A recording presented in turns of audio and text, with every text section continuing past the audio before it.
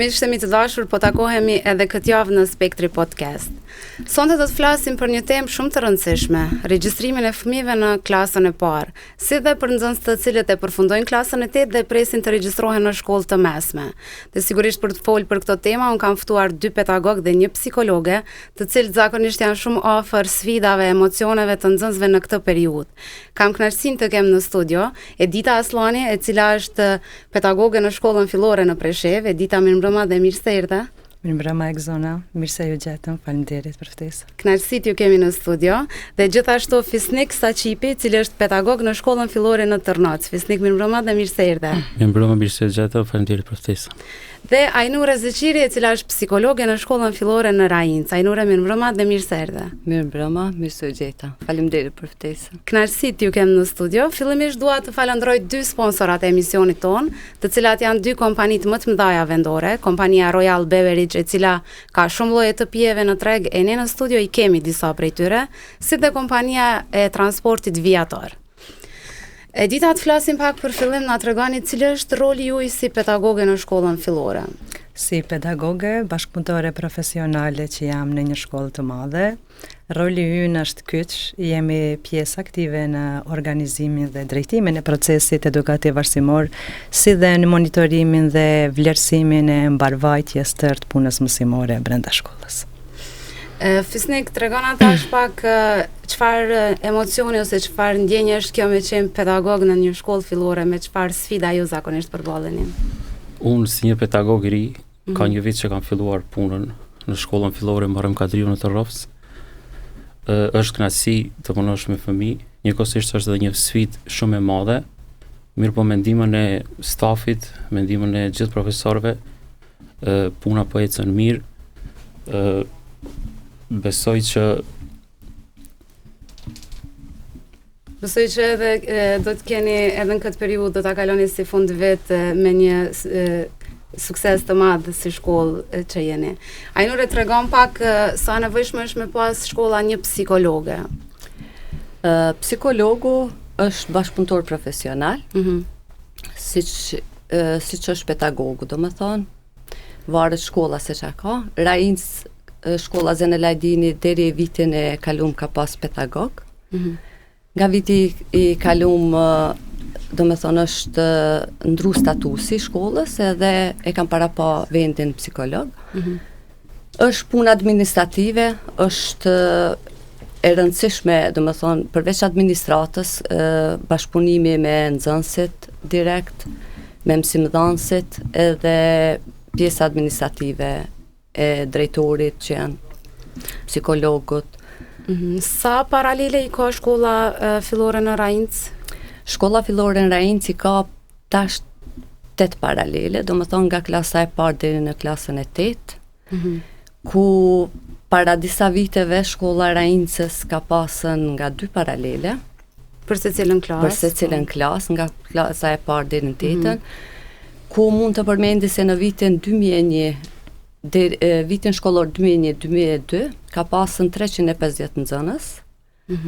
Pas 10 viteve, domethënë 2011-12 viti shkollor ka pasën 250 nxënës. 2021-22 ka rënë numri i nxënësve në 150 dhe tani në 120. Domethënë ka rënë numri shumë. Çdo 10 vite nga 100 nxënës. Sa është sfiduese kjo periudhë që edhe na po e vrem që domethënë njerëz që po migrojnë ose po largohen prej vendit ton, zakonisht po bie numri në shkolla. Sa është sfiduese kjo për juve si psikolog, mësimdhënës, si staf në shkollën e juaj? Është shqetësuese, ma shumë mendoj sepse po bie numri i nxënësve, edhe kur bie numri i nxënësve bie edhe numri i mësimdhënësve. Po. Edhe këtu është një problem, domethënë, që për shembull me një land, ciklin e lartë, nëse bie norma për shembull te gjua shqipe, ato kanë më shumë normë. Te cikli i ulët është një mësues, ndërsa te cikli i lartë, nëse një klasë, domethënë, shkon më pak, shumë mësimdhënës, domethënë i humbasin orë, nga 2 ose varet nga cila lëndë e kanë. Edita, me që ju jeni shkollë pak më e madhe në Preshevë, tregon për momentin aktualisht shkolla Preshevë sa paralele, qysh jeni me numrin e nxënësve? Shkolla jonë aktualisht funksionon me 68 paralele, duke përfshirë shkollën qendrore, nën kuptohet i kemi edhe 4 paralele ndara në fshatra. Në fshatin Zhunic do të thotë është shkollë 8 klasëshe, edhe në fshatin Tërnave kemi shkollën me 8 klasëshe, ndërsa në fshatin Norgjë dhe në stacion Hekorodhore kemi shkollën me 4 klasë, që nënkuptojnë 44 klasë i kemi në qendër, 20 në cikël tul dhe 24 në ciklin e lartë, dhe 24 klasë i kemi në paralelet e ndara. Momentalisht do me thonë në këtë vit që kanë ndjekur mësimin gjatë vitit shkollor 2024-2025 kanë qenë rreth 1350 nxënës. Do të thotë këtu përfshihen edhe numri i nxënësve me PIA 1 dhe PIA 2 që do të flasim, do të diskutojmë të andej. Do të thotë që rritet numri për 1 dhe për 2. A është vërejt dukshëm rënja e numrit nxënësve edhe në shkollën e juaj? Te na nuk po vrehat edhe aq shumë, sepse rregullisht vinë me u regjistru nxënësët. Do thotë edhe prej fshatrave të komunës, po i lidh prind puna në qendër, po i sjellin. Mandej më thonë, ndoshta numër të përgjithshëm vrehet, po kështu në humbjet paraleleve ende jo, e mbajmë atë stabilitet. Unë thash vitin e 13 si bashkëpunëtore profesionale po punoj, do thotë kanë ra pak shumë paralele. Do thotë po mundohemi me mbajtë, edhe pse çdo ditë numri shkon të zvogëlu si në heshtje, po jo me u vrejt me të madhe. Shumë mirë, fatmirësisht të paktën në shkollën qendrore që është tregon pak Edita me që jemi tash në këtë kohën kur veç kanë filluar regjistrimet e nxënësve në klasën e parë. Si po funksionon kjo procedura e regjistrimit?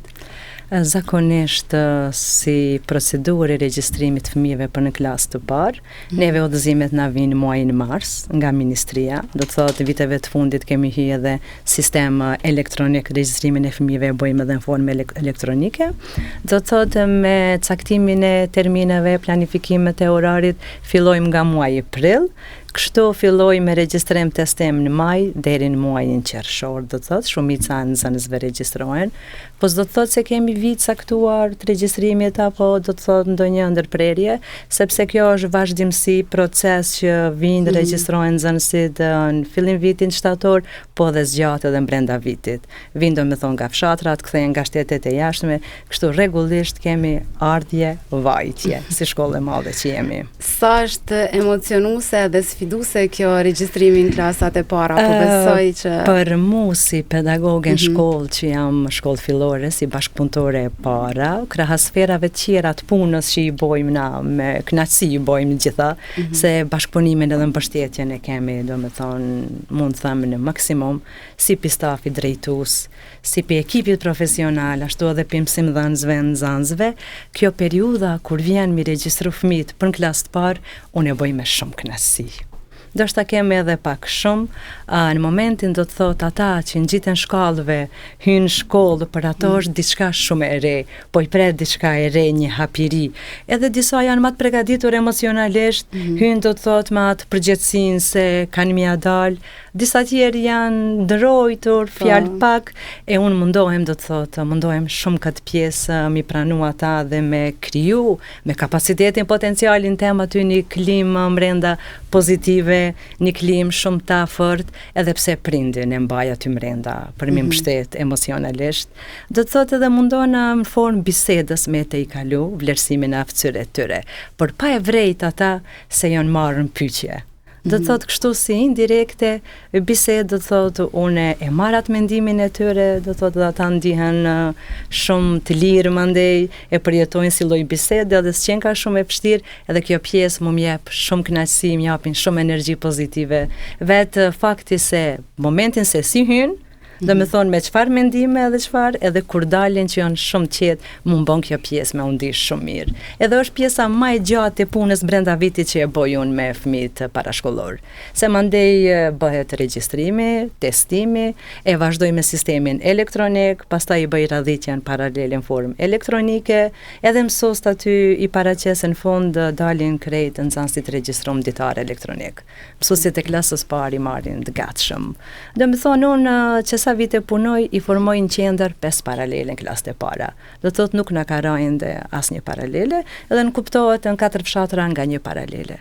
Aty është numri më i vogël, po mirë, po funksionojnë, pa u kombinu paralelet. Deri këto momente tash viti i ri, çfarë na pret 2025-2026, se kemi mbaruar ende regjistrimin. Kemi nevojë edhe për disa nxënës për mi formu 5 paralele, po shpresoj në këtë pjesë jam shumë pozitive, optimiste se do t'ja dalim. Edhe kësaj ere. Shpresoj shumë Edita. Fesnik tregon pak ka filluar edhe të jo, po besoj ka filluar regjistrimi nxënësve në shkollën fillore. Sa është numri përafërsisht, si po funksionon te ju regjistrimi? Pak a shumë do të lidhe me pedagogën. E njëjtat procedura janë.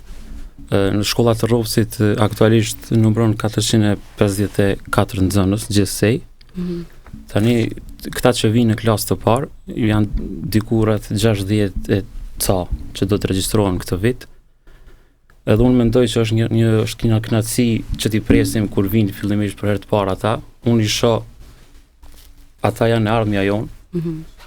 Faktikisht ne po përgatisim një brez që do t'jenë në tregun e punës shumë vite.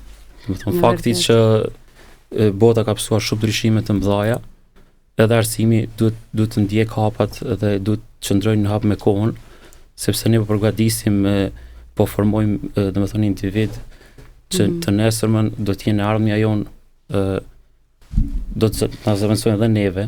Prandaj këta që vinë klasë parë unë i shoh me një vullnet dhe me një energji shumë të mirë. Tregon pak Ajnure ç'është po funksionon në shkollën e Raincës, a kanë filluar këto regjistrimet, sa është për momentin numri çave që kanë shpreh interes ose janë bërë pjesë e shkollës në klasë të parë? Po, regjistrime domethënë kjo është i ka ato kohën e vet, për shembull gjitha shkollat fillan. Domethënë atë njëjtën kohë. Domethënë kanë mbaruar faktikisht testimet, sepse neve jemi shkollë pak më e vogël. Ku këtë vit, domethënë kemi 13 nxënës, janë testu. Nga ato domethënë shumica kanë ardhur nga zlym, domethënë se fillojnë klasën e parë, diçka më ndryshe. Ka një pjesë pak janë ma tërheqën, po besoj mbështetja e psikologët, mbështetja e mësuesit, bashkëpunimi i prindit, edhe ata e kalojnë shumë lehtë. A kanë qenë të gjithë nxënës që regjistrohen pjesë e në kopshtit ose parashkollor, domethënë gjithë kanë pas obligative apo? Është obligative. A ja bën kjo pak më të lehtë hapin tjetër për shkollë, për shtatjen? Nga mënyra emocionale ndikon shumë, sepse ata veç janë socializuar, po është më ndryshe parashkollor ku shkojnë, sepse aty mësimet e bojnë formë të lojës. Këto është pak më ndryshe, po është kush domethënë se kur bëhet regjistrimi i fëmijëve, duhet për nxënësit për në klasë parë duhet ta kenë certifikatën e lindjes, certifikatën e mjekut, edhe certifikatën që kanë mbaruar parashkollore. A keni fëmijë me aftësi të kufizuar në shkollën e juaj? Ka. Aftësi të veçanta? Po, ka. Për në klasë parë jo, po në klasë të tjera. Në klasë të tjera. Domethënë ata ndjekin mësimin njëjtë me nxënësit të tjerë në klasa të tjera. Po, për shkak se Ministria e Arsimit tash domethënë ne ja ka mundsuar njësoj, vetëm se është klasifikimi me jo. Një ose dy varet nga kategoria. A ka ndonjë kujdes të veçantë për ata asistenta ose dikush që kujdeset specifikisht? Jo, fatkeqësisht jo, edhe un kam insistuar, domethënë kam qenë komisionin për regjistrim me nxënësit këto fëmijë që nuk i plotësojnë kushtet për parashkollor dhe në klasë të parë. Kam kërkuar edhe para disa viteve që të bëhet një fond muj me qujt, sepse në Bujanovës funksionon mbi 10 vite kjo. Më thonë në fëmijët me nevojat veçanta, nxënësit me nevojat veçanta kanë asistent. Në shkollën fillore në Bujanovës? Po, në komunën e Bujanovës, domethënë me fshatra. Se unë kam punu pak në Tërnovës, edhe aty kam pa, domethënë që funksionon kjo. Fillimisht ato kanë punu me një pagë modeste, po vullneti, dëshira atyve për të punuhën, domethënë ja ka vletën. Në Preshevë kjo nuk funksionon. Nuk ka në Preshevës. Që tash biles sa e di unë, sa kam informacion, këto që kanë fillu me një pagë, me një fond, domethënë që kanë si ta quj një fond ose një shumë për me me dhonë paga mujore, ka qenë tash minimaliste, po tash ka një 2 vjet, ose një 3 vjet ka që disa organizata më duket, edhe ja mundsojnë. Atë janë ndihmojnë. Po, qartë. E dita të regon pak për shkollën fillore të Deshta dhe unë të ndërlidhem edhe me Ajnurën, të pjesa e regjistrimit fëmijëve në klasë parë. I përmendit do të thotë se edhe kriteret dhe dokumentacionet që duhen të kompletohen për regjistrim klasë parë, përpos vërtetimit mjekut pediatër edhe vërtetimit, do të thonë vijshmërisë së parashkollorit, certifikatën e lindjes tani mund ta nxjerrim edhe përmes sistemit elektronik. Prindërit kur të vinë me e bë regjistrimin, na japin informacionet, numër personal, emër mbi emër, edhe ne pasi t'i shtypim aty veç e nxjerrim edhe certifikatën e lindjes, po një ndër kriteriume, do të thonë kriteret themelore është edhe mosha kalendarike. Është mosha bazë, do të thotë është e parapame se deri në shtator, do të thotë fillim vit, fëmia që regjistrohet në klasë parë duhet të ketë jo më pak se 6 vite e gjysëm dhe jo më shumë se 7 vite e gjysëm. Që nënkupton shembull për këtë vit ri shkollor 2025-2026, fillestarët që e fillojnë klasën e parë kanë të drejtë regjistrimi. Gjithata që janë të lindur nga 1 marsi i vitit 2018 deri 28 shkurti i vitit 2019. Do të thotë është e parapame edhe mosha kalendarike, përveç do të thotë krahasim asaj moshës mendore intelektuale që na e masmi me testet që i kemi. Me thonë testin e kemi edhe standardizues, do të thotë në brenda ngërthem 5 subteste, e dinë edhe kolegë tjerë, që ka pyetje të ndryshme brenda, me thonë nga dituria e përgjithshme, mbamendja, përfundimet perceptive, operacionet logjike edhe aftësitë verbale, do të thotë ato, edhe pastaj na në fund mund ato t'i mbledhim edhe me do të thonë mesatarisht se sa do të thotë ai fëmijë, jo pse ai e përgjigjen e saktë, po sa na muj me nxit menduarit, do të thotë. Sa është i pavarur ai fëmijë, do të thotë me dhënë një mendim të vetin edhe një pjekuri, do të thotë intelektuale krahas asaj moshore. Edhe pse siç e cekja Ajnuria me komision interesor siç janë në komunë, prindërit pak po mdoket sikur teknologjia që ka filluar me hapa shumë të shpejt avancume, na dojmë edhe fëmijët. Na dojmë edhe fëmijët shumë herët mi regjistru, do të thotë në klasë të parë. Unë nuk jam e pajtimit shumë fëmijët me moshë kalendarike, shumë herët me shku në klasë parë. Pse? Sepse plani dhe programi nuk është edhe shumë i lehtë. Do të thotë ti sa më herët që e çon fëmijën në shkollë, ja shkurton pjesën e lojës, ku ai ka atë pjesë, më thonë nuk i rikthehet kur asnjëherë. Edhe këtë do të thotë e bëjnë hapin e parë prind para se me regjistru parashkollorin, vijimin, do të thotë paraqiten komisionin interesor në komunë, ku është i përbërë prej 4-5 antarëve, do të thotë ata vlerësojnë edhe tentojnë moshë më të hershme me fut në parashkollor, shka kohë që me emri në këtë vit në klasë të parë. Do të thotë kjo është pak ngutia, do të thotë po sidoqoftë prindi vendos, mandej edhe vlerësimi i ekspertëve, i profesionistëve tjerë, edhe tek ne edhe na ja lejojmë, do të thonë me vazhdu, edhe me moshë më të re, sesa që ecë ka më herët mosha kalendarike që është e parapame. Po, qartë. Edita, më tregove që ka shumë vite që punon si pedagoge, tregon pak sa po dallon tash gjenerata mbas gjeneratës, kjo puna e teknologjisë që ka filluar që zhvillu shumë, ai ka dëmtu, ai ka ndihmu nxënësit kur po i testoni, a ka ndonjë ndryshim? Tash se në cilin kënd flasim s'pari, do të thotë këta janë fëmijë të teknologjisë. Do të thotë janë duke u rritë me teknologji, dallojnë prej kohës tonë kur kemi lujt me lojra jashtë kreative dhe kur e kemi pas, do të thotë prioritet lapsin edhe letrën. Unë i them edhe mësuesve në klasë të parë, kur i para pregaditi gati fëmijët, listat mja dorëzu, i them nuk kemi mo fëmijë drejt shkrimit edhe të leximit. Kemi fëmijë teknologjisë që ma pak mi kërku drejt shkrim edhe lexim, kjo do të thotë që është metodike edhe e mirë, po duke e parë do të thotë ecjen e teknologjisë edhe fëmijët do të thotë janë të fokusuar në atë pjesë. Edhe të disa fëmijë mund ndikoj mirë pozitiv, varet se si e përdorin teknologjinë. Mirë po në përgjithësi shkakton një farë jo durimi, sikur gjithçka e dojnë shpejtësi ata.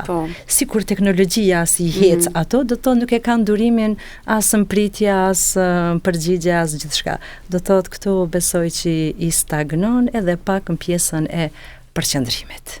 Do të thotë se kanë durimin me u përqendruar gjatë me një bisedë ose me një pjesë diçkafi, do të thotë po. Me thonë këtë pjesë mendoj se teknologjia e ka bot veten.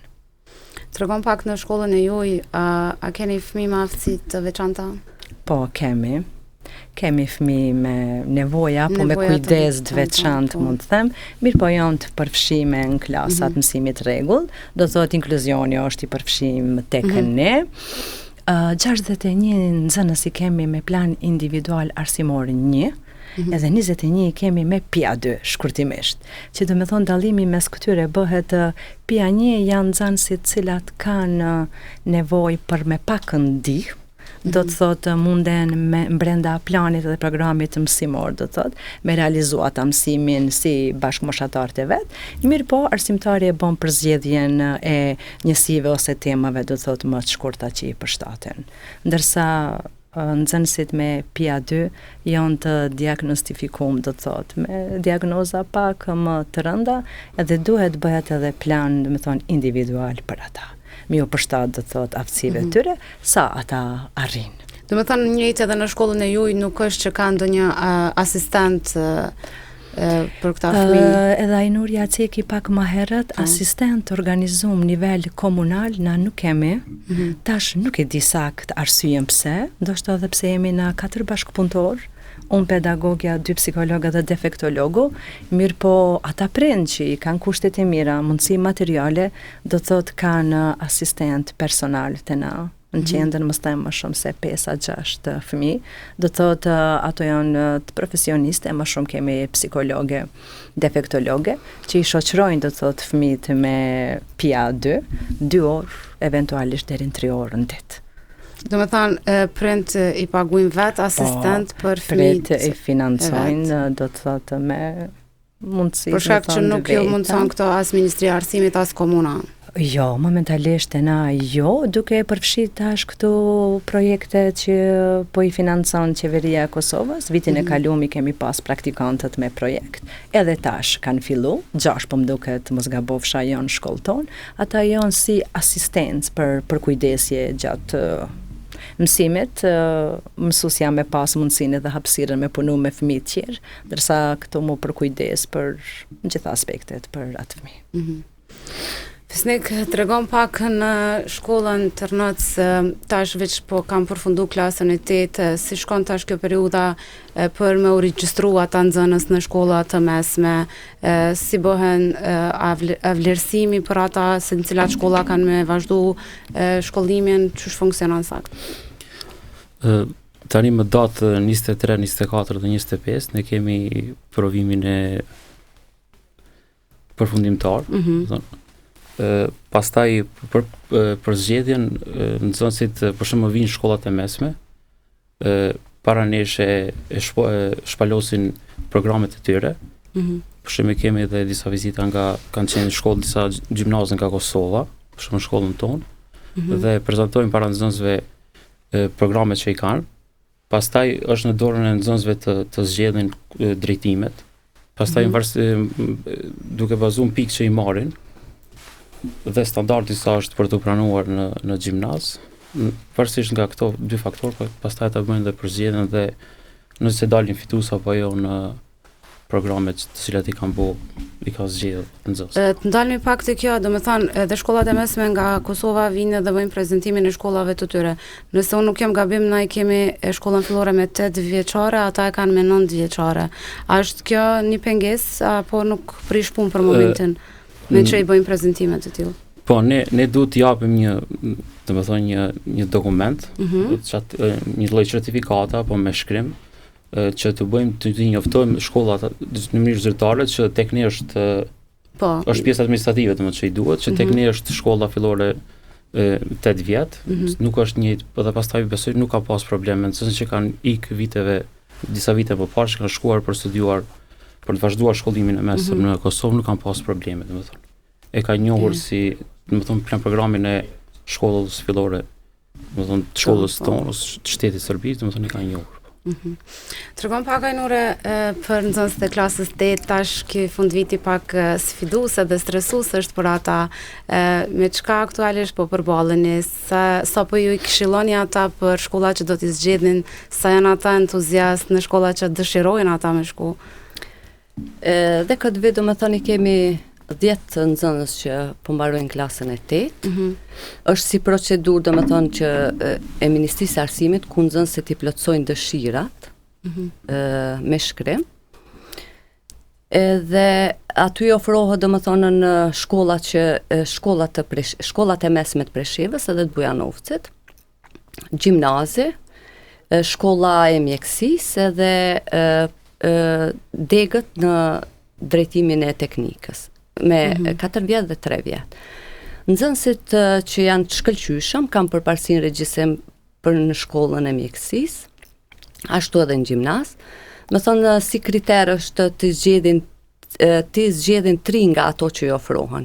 Dhe më thonë në ato që janë nxënësa mesatare se pak më dobët, nuk i jepet mundësia për me shku sigurisht në mjekësi, po zgjedhin landët teknike, këto me 4 vjet, me 3 vjet, pasi e kanë drejtën e shkollimit mes. Do me thonë ata hinë edhe me një provim të cilin i nështrohen nxënësit edhe varësisht provimin tash bëhet në për shkolla realisht, përpara është organizu para disa viteve në gjimnaz, në gjimnaz ku gjitha shkollat kanë shkuar atje. Viteve të fundit organizohet secili në shkollën e vet, vetëm se antarët e komisionit, domethënë varet cila shkolli bje me qenë, për shembull në Rainc kanë qenë Preshevës, Traovicës, antarët komisionit. Edita, tregon pak sa pak kena mundësi me i propozu, domethënë shkollat e mesme të na nuk është që ofrojnë shumë degë të ndryshme, mjekësia, disa të ndara në teknike dhe gjimnazi përgjithshëm, a janë këta shumë pak zgjedhje që përballen nxënësit e na? Po tash momentalisht vendi jon si Preshev qyteti ka 2 shkollat mesme. E ka gjimnazin, ku është drejtimi i përgjithshëm, edhe shkollën e mesme teknike, ku ka brenda drejtime të bukura profesionale, duke fillu prej shkollës mjekësisë, është diku informatika dhe komunikacioni, ekonomia, komunikacioni, ku do të thotë këtu janë pak më të kërkume, ka dhe disa me 3 vite tjera, po tash saktë nuk e di, edhe nxënësit e mirë të shkëlqyeshëm, do të thotë më shumë i shprehin dëshirat e tyre në mjekësi edhe në gjimnaz. E ceki fisniki edhe Ajnuria se i nështrohen në provimet përfundimtar, para provimit përfundimtar e kemi në provimin provos. Viteve të kalume mbahet zakonisht muajin mars, tash për shkak tensioneve, procedurave, është shtyr muajin prill. Do të thotë njëri provim është mbajt dikun me 24-25 prill, edhe 2 tjerët janë mbajt me 26, që do të thotë semi-maturantët tonë përgatiten mirë sa i përket brenda të shkollave tona, e kanë shansën e parë me i pa ato provime, se nështrohen 3 provimeve nga lënda e matematikës, gjuhës shqipe, edhe më herët ishte testi i kombinuar. 5 lëndë do të thotë, edhe i kishin pyetjet 20 pyetje për pjesëtim ato lëndë, tash viti i dytë është se ata zgjedhin lëndën e caktuar. Shembull gjeografi, biologji, kimi ose histori, e këta nxënës e kanë mundësit, do me thonë me i pa, edhe procedurën se që shkon testin përfundimtar, po edhe me i mat aftësitë e veta, edhe ato vlerat, se sa janë taft, edhe mandej e kanë edhe më të lehtë për veti, edhe janë më të vetëdijshëm në moment fundit me i pa edhe për me e bën ndryshimin ndoshta nëse kanë janë dyshim për ndonjë mendje. Do të thotë kryhet testi provus përfundimtar, mandej vazhdojmë me testin përfundimtar, pasi të përfundojmë ato 3 ditë, supervizorët i cakton tash për përfundimtarin ministria, edhe kujdestar të arsimtar do të thotë i ndrojnë shkolla, të nuk i lojnë.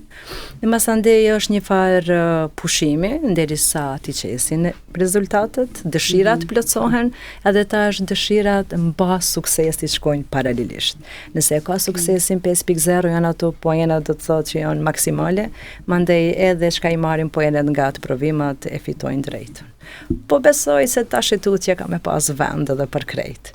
Edhe për gjithë ata se I shprehin dëshirën duke e parë dhe ndoshta që e shprehin dëshirën për ndonjë prej shkollave, po mbas suksesit ose provimit nuk munden me u bë pjesë asaj shkolle edhe. Ne si shkollë mundohemi edhe paraprakisht para se me ardhe përfundimi I klasës 8, programet shkollore që I hartojnë periudha më gjata 4 vjeçare, aty brenda nën programet I kemi edhe informimin edhe orientimin profesional, ku ne edhe çdo shkollë I ka ekipet e veta, do të thotë na I kemi edhe ekipin për orientim edhe informim profesional, ku Bartës është një bashkëpunëtor profesional, konkretisht unë jam për momentin Bartës e ekipit, I kemi edhe disa mësimdhënës tjerë, ku edhe ka orë, do të thot aty ku ceken edhe te plani kujdestarisë klasës, ku ata gjatë orëve të kujdestarisë mund do të thot t'i flasin edhe t'i informojnë, do të thot për orientimin profesional. Viteve të fundit na kemi mbajtur edhe ligjërata me psikologën rreth informimit dhe orientimit profesional. Të dyat njëkohësisht, njëra kemi mbaj këta, tjetra kemi mbaj për menaxhimin e stresit para provimeve përfundimtare. Tash sa kemi mundësi edhe aftësi edhe sa I kapin, tash ndoshta edhe pak na limiton edhe vendi I vogël. Po kemi edhe nxënës jo shumë që I dalin edhe përtej kufejve në kolegje, seceke dhe fisnike. Po ndodh kjo që mbas shkollës fillore me vazhdu shkollën e mesme diku tjetër, që tha e kena mundësinë edhe për Kosovë. Po ndodh, dhe vitin e kalum tek ne ka qenë kolegji Mehmet Akif, do të thotë që e ka prezantuar programin e vet, kushtet cilat I ka, konviktet ato krejt, edhe një nxënës ka shku, do të thotë. Atje ka nxënës që mund mi u bashkan gjitë edhe familjarëve, bashkim familjar jashtë shtetit, mujna ma shumë të pakt janë që na dalin jashtë vendit. Do të thonë shumica arsimin e mesëm, do të thotë I kemi këto. Dëshira jonë është që të qëndrojnë këto sa më shumë. Sigurisht që po mundohemi ne që po funksionojmë këto, kjo është qëllimi kryesor, po besoj që sa më shumë qëndrojnë edhe mos largohen, se për një me kemi nevojë dhe sidomos me rigjenerata të reja, edhe pse është puna pak sfiduese në këtë situatë. Tregom cila kish me qenë ajo këshilla që ja kishe dhënë prindërve, sidomos tash në prag të regjistrimit që përballen me këtë stresin e fillimit të shkollës. Këshill prindërve, unë kisha me thonë, do thotë prindërit me I përkra, me I mbështet fëmijët, do thotë emocionalisht, ata me u ndit sigurt, edhe me u ndit dashur. Kur ata do thotë e kanë këtë ambient ngrohtë familjar, ata do thotë arrijnë edhe me pas një vetbesim më të madh, një këmbgulje, pak a shumë edhe me marr vendime të vogla, edhe saqë kështu I hapin rrugë drejt formimit një karakteri më të fortë, se rruga është e gjatë dhe mundet me I pri sfida të shumta. I kisha thonë vetëm me I mbështet, me I përkra edhe me I kriju ambient dashur edhe të sigurt në shtëpi.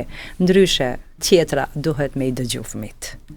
Do thot me I dëgju, me I pyet se ç'është kanë kaluar në shkollë, çfarë kanë mësuar sot, cila I ka pëlqy.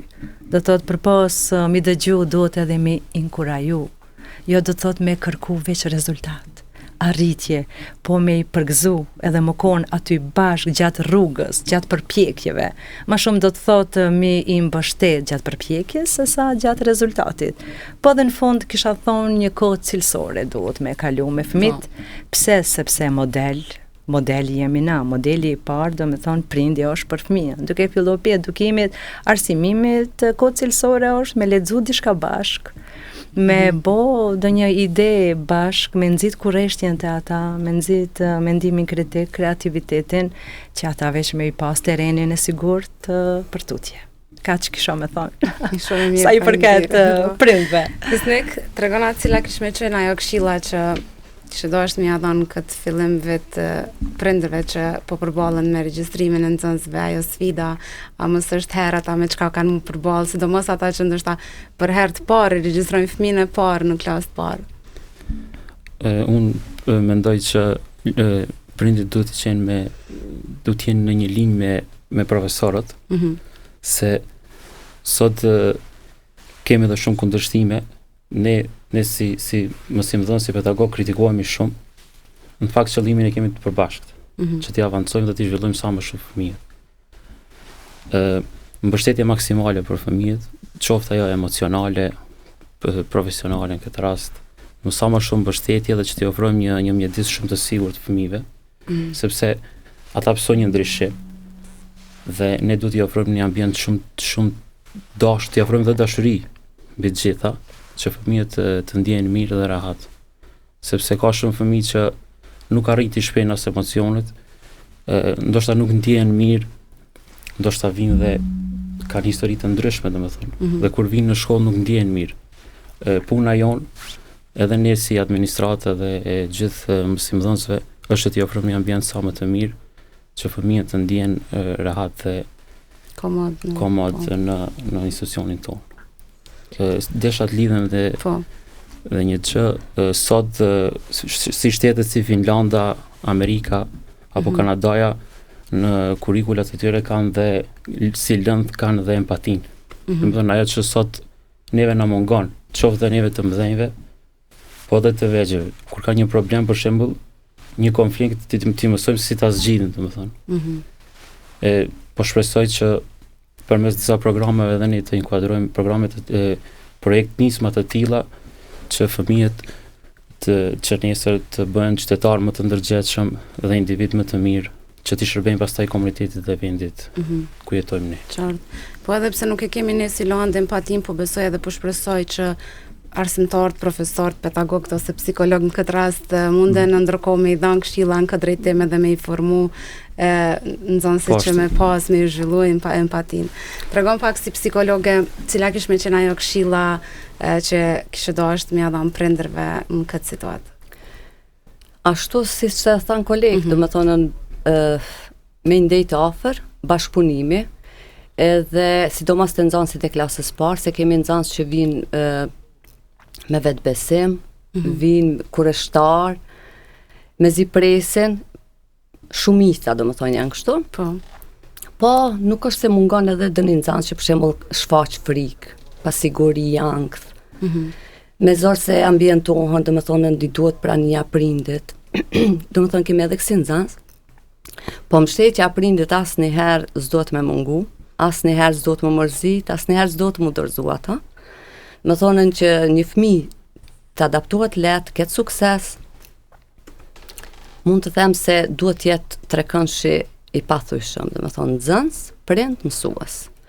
Prindi dhe më thonë t'i ofroj çdo moment mbështetje, varet dhe më thonën emocionalisht, të ndihmojnë detyra të shtëpisë, në detyrat që ka me u përgatit për shkollë, po edhe mësuesi ta presi dhe më thonë nxënësin mirë, të ofrojnë mbështetje emocionale, t'ja bëj ma interesant. Jo veç ati nxënës, po sigurisht edhe nxënësve të tjerë, po janë një kategori shumë e vogël e nxënësve, dhe më thonë që i shfaqin këto problemet me adaptimin. Kështu që mbështetja e prindve, mbështetja e mësuesve, dhe më thonën edhe këta nxënësa për një kohë shumë të shkurt arrin me ju bashkangjit njësoj si kur nxënësat e tjerë. Përveç këtyre pyetjeve që unë mundova mi prek pak a shumë edhe për klasën e parë edhe për këtë klasën e tetë, nëse keni diçka që ju mendoni se është shumë e rëndësishme me cek, si për nxënës, ashtu edhe për prind, diçka tjetër ose për shkollën, sistemin, çka do që ju mendoni që është e nevojshme me tregu lirisht, mundeni mund jetë lirë dhe me thonë. Edhe pak, do me thonë, kjo është shumë e rëndësishme, do me thonë bashkëpunimi i prindëve me mësues, me nxënësin është shumë e rëndësishme. Do me thonë që të kemi nxënës suksesshëm, do të me qenë bashkëpunimin maksimum. Jo veç marë, për shembull kur i kanë mbledhjet, jo veç kur ta e dita që do të më konë bashkëpunus, do të me pyet si kalove sot në shkollë. Qartë. Apo te dëni problem, si dole me mësimët, sepse nxënësit ka njëherë nuk flasin. Po s'do me thonë se edhe heshtja flet. Po. Edhe kur hesht, do me thonë ai flet, thot diçka. Kështu që prindi është roli kyç, pastaj mësuesi. Ndita, ki diçka që kështë dashtë me shtu? Jo, veç u cekën edhe paka shumë i prekëm gjitha sfera, gjitha temat, veç edhe për fond, po e them edhe njëherë se edukimi edhe arsimimi i një shoqërie do të thotë të shëndosh është bazë, do thotë edukimi dhe arsimi. Për me qenë do të thotë një shoqëri e shëndosh edhe suksesshme. Unë them se fëmijët tanë janë pasqyrë e përpjekjeve tona, jo veç të prind. Do të duke fillu prej prindve, edukatorëve, mësuesve dhe komunitetit në përgjithësi, edhe kisha me bo një thirrje le të bashkohemi edhe më fort. Le të krijojmë më shumë ura komunikimit dhe bashkëpunimit. Do të thotë që t'i ndihmojmë fëmijëve tanë, t'i mbështesim, që ata të kenë një të ardhme më të sigurt, të jenë më të fortë emocionalisht, t'i përballojmë sfidat emocionale, kështu që të jenë me potencial të plot zhvillum. Faleminderit. Faleminderit juve. Pesnik diçka për fund, çka kishte dashur të shtu? Do të thosha për te përgjegjësive juridike, ne si staf kemi edhe përgjegjësi morale dhe njerëzore, dhe në këtë rrugtim edukimi është një rrugtim që nuk mbaron kurrë, dhe besoj që ne nuk duhet dorëzohemi asnjëherë, duhet punojmë çdo ditë shumë më shumë. Se edhe për shembull ne kur dëshirojmë të largojmë një vestë apo një tmet nga vetja jonë, me një fjalë nuk e përmirësojmë dot. Kështu që ne në vetdijen tonë duhet për shembull ne si staf duhet ta kemi parasysh se gjithmonë fëmijëve duhet i flasim sa më shumë. Ajo është puna jonë, të këshillojmë çdo moment, çdo minutë dhe mos të dorëzohemi në këtë rrugtim. Edhe besoj që fritet do duken në të ardhmen. Sa i përket kësaj pjese, besoj që stafi në shkollën ku punoj unë mundohen maksimalisht, normalisht që ka hapësirë për përmirësime, uroj për gjitha shkollat në si Bujanovca ashtu edhe në Preshevë dhe në gjithë rrojet shqiptare që e nesërmet që të jetë sa më e mirë. Shpresojmë ju e bëni një punë shumë të rëndësishme edhe unë ju kisha uru shumë suksese.